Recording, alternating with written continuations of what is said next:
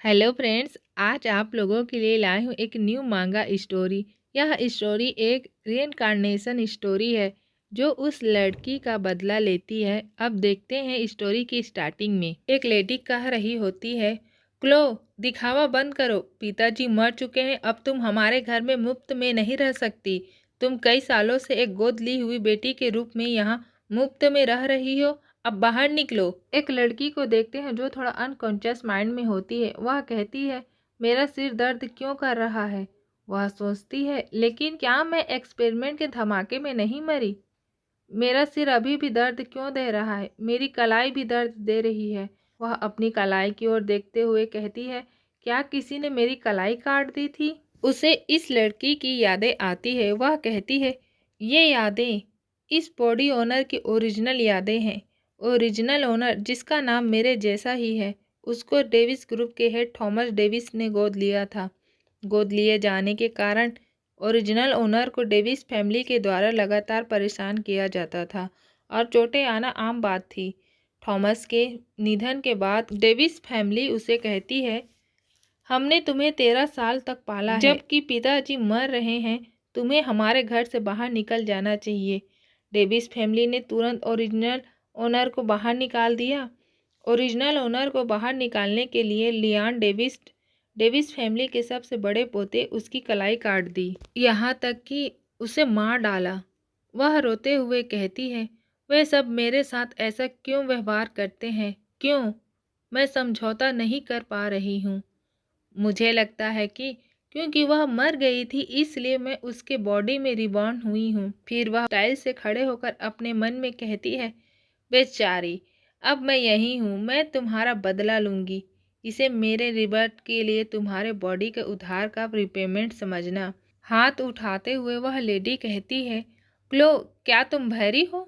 क्लो तो उसका हाथ ही पकड़ लेती है और कहती है, बहुत शोर है, और लेडी को नीचे पटक देती है। वह लेडी उठते हुए कहती है, क्लो तुम्हारी हिम्मत कैसे हुई।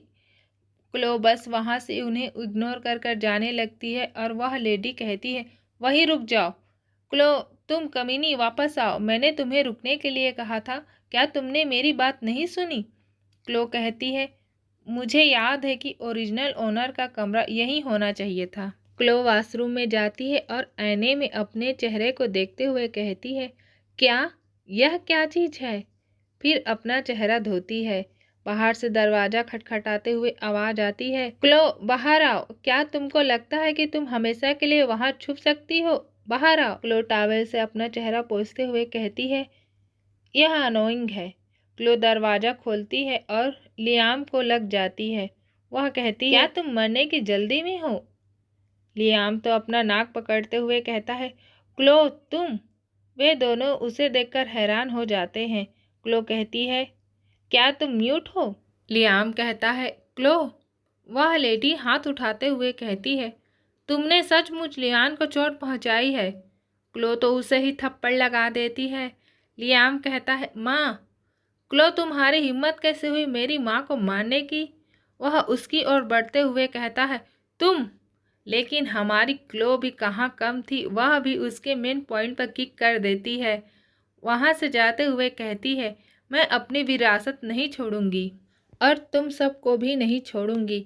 हम अपना समय लेंगे। सीन शिफ्ट होता है, हम हॉस्पिटल का सीन देखते हैं। क्लो हॉस्पिटल के बाहर अपनी कार में बैठे हुए अपना बैंक बैलेंस चेक कर रही होती है और अपने मन में कहती है, ग्रेट, घाव पर पट्टी बांधने में 250 रुपये का खर्च आएगा और बैलेंस भी 250 रुपये का है। वह सोचती है, ओ नहीं, मुझे पैसा कमाना है। यह तो 2025 है।